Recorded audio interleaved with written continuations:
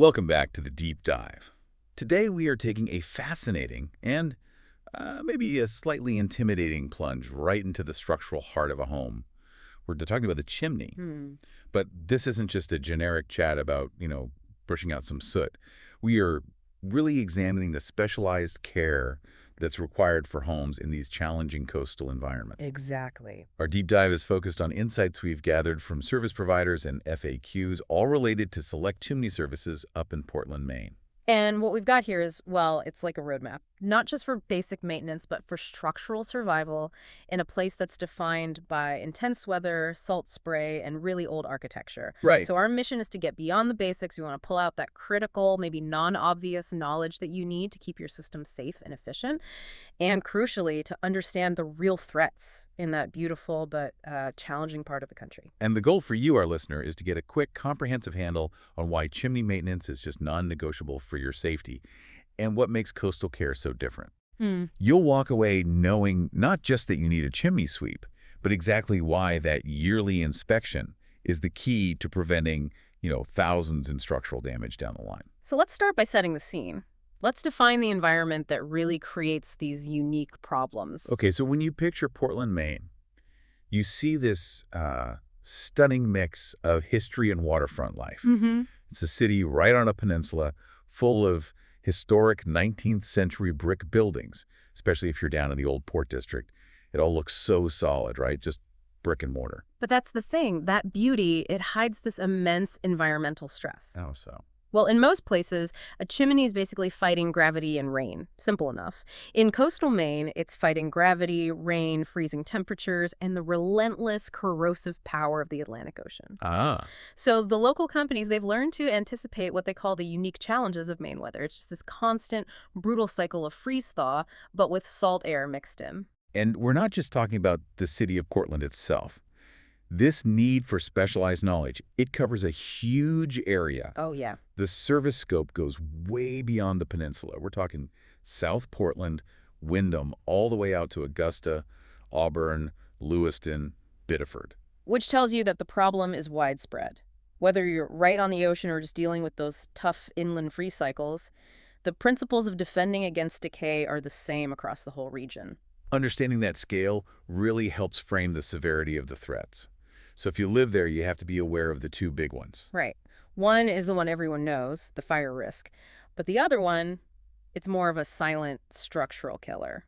Let's start with the fire risk then. That's what most people think of when they hear chimney danger. The primary fire hazard, of course, is creosote. We know it's flammable. We know it comes from burning wood.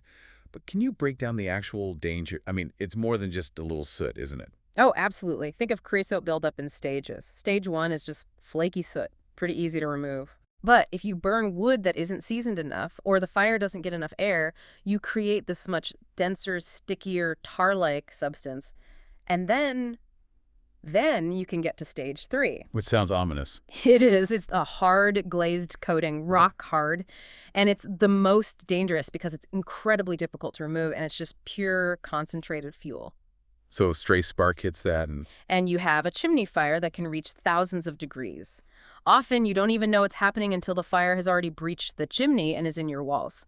That's why cleaning isn't just about efficiency. You're scraping out a time bomb. Okay, that's the fire risk, a literal time bomb. Yeah. Now, the silent killer you mentioned, the moisture. Yeah. The materials we looked at explicitly label moisture as the /1 threat to chimneys in Maine. Yes. Why does water beat out a potential firestorm in terms of the overall threat? Because water is working on your chimney constantly, 24/7, 365. It's attacking the basic integrity of the structure itself. Right, the freeze-thaw cycle. That's part of it. Water gets into the porous brick and mortar, it freezes, expands, cracks it.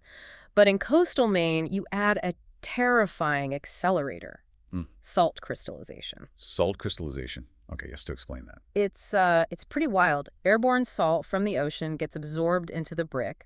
When the water in the brick evaporates, it leaves these salt crystals behind. And those crystals grow. They exert this massive internal pressure on the material way. more pressure than just freezing water.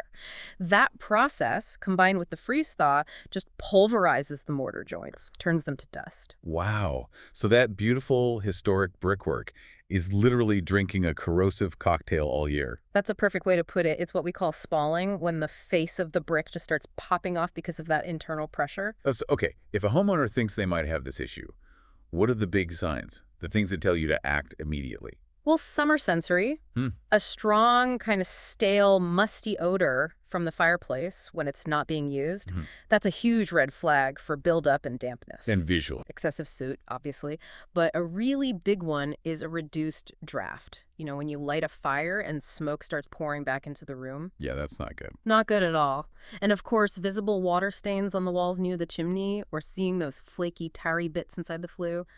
Any of that means it's time to call someone. So if moisture is the #1 enemy, what is the proactive annual defense plan? This brings us right to the maintenance schedule. And the industry standard, which is hammered home in the sources, is to get your chimney inspected and cleaned at least once a year. Okay, but let's challenge that for a second. Every year. What if someone only uses their fireplace, say, 3 or 4 times a winter? Is that annual check really necessary, or is that just the industry trying to drum up business? That is a completely fair question, and the answer really hinges on safety, not just on cleaning. How so? Even if you barely use it, that annual inspection is critical for 2 reasons. First, structural integrity, especially in Maine. That yearly check is when a pro assesses all the exterior damage from weather that happened over the winter. The mortar decay, the flashing leaks, And the second reason? carbon monoxide safety. An inspection ensures the flue hasn't become blocked, by a bird's nest or falling debris or whatever. A blockage could cause deadly carbon monoxide to back up right into your house. So it's really an insurance policy against the things you can't see. Precisely. It's about so much more than the soot you create. And a huge part of that is the tools they use. Right, the inspection itself. What's the difference between me shining a flashlight up there and a real professional inspection? The game changer is the level 2 inspection. This is where they use specialized internal video cameras. They run this camera all the way up the flue to inspect the inner liner. You simply cannot see if the clay tiles are cracked or if the liner is failing with a flashlight. The camera reveals hidden breaches in the flue, which are, major pathways for a house fire. So that's the real difference between DIY and professional. You're paying for visibility into the guts of the structure. Yes, you're ensuring that the exhaust system meant to protect your home from superheated gases is actually intact. And speaking of protection, we have to talk about the chimney cap. The chimney cap. I always just thought of that as a little decorative hat for the chimney. It might look like one, but it is the essential defender of the chimney top. It's a protective cover that stops 3 things that destroy chimneys. First, weather, rain, snow, ice. Second, debris, leaves, and branches. And third, the one that really gives people headaches: animals. Yes. The raccoon condo. We joke about it, but a good chimney cap is sometimes the only thing standing between you and a family of raccoons using your warm flue as a high-rise apartment. And they cause blockages. Major blockages, which leads right back to those carbon monoxide risks. Plus, a good cap reduces downdraft, so your fire actually burns more efficiently. It's a small investment with a huge safety payoff. It's really clear that hiring a pro is about more than just a brush. It's about the tools and the knowledge. So let's talk about what happens when that inspection reveals damage. Okay. We know moisture is the #1 enemy. So what are the specific services to fight back against it? The first one mentioned is waterproofing. Waterproofing is absolutely foundational in a coastal area, and it's not just like painting the bricks. It's a specialized protective barrier. It's usually vapor permeable so the chimney can still breathe. Okay, so moisture can get out, but not in. Exactly. It repels the rain, snow, and ice. By blocking that moisture from getting in, you dramatically slow down the freeze-thaw damage and you stop the salt crystallization before it even starts. And here's one that surprised me. Gutter cleaning and repair. Why is a chimney expert worried about my gutters? Because water flow connects everything. If your gutters are clogged, water doesn't flow away from the house. It overflows and just cascades down your exterior walls, right over the chimney. So it soaks the chimney from the outside in. It saturates the whole stack and the flashing around the base. It just accelerates that entire decay process we talked about. So yeah, protecting the chimney often starts with managing the water coming off the roof. That makes so much sense. Okay, let's talk about fixing the physical wear and tear. The sources mention something called tuck pointing. For anyone who hasn't heard that term, what is it in plain English? Think of it like, well, like replacing the worn-out grout in a tile wall. Okay, I get that. Tuck pointing is the skilled process of grinding out the old, crumbling mortar from between the bricks and replacing it with fresh, strong mortar. It restores the structural integrity of the whole thing. For those historic 19th century buildings, this is probably the most vital maintenance they can get. A must-do for a historic property. Yeah. And what if the damage is just too far gone? In really severe cases where a chimney is leaning or the decay is just too extensive, they offer complete demolition and rebuilding. But for most chimneys, you can restore safety and efficiency from the inside with a stainless steel liner. Right, the stainless steel liners. What's their critical role? Is it just about improving the airflow? They do help with airflow, but their number one job is fire safety. A flue liner is basically a modern sealed exhaust pipe that you put inside the old masonry chimney. Then the old chimneys don't have that. Many older ones just have clay tiles, and those tiles crack over time from the heat cycles or after even a small chimney fire. If those tiles are cracked, the superheated exhaust gases, we're talking hundreds of degrees, can leak out and hit the wooden framing of your house. And that's how a house fire starts. That is exactly how most chimney-related house fires start. The stainless steel liner acts as a modern, reliable shield. It contains those hot gases and channels them safely outside. It's essential for bringing an old chimney up to modern safety code. So let's just try to wrap this all up, put this knowledge into perspective for everyone. Sure. We've learned the annual inspection is crucial for preventing fires from things like creosote.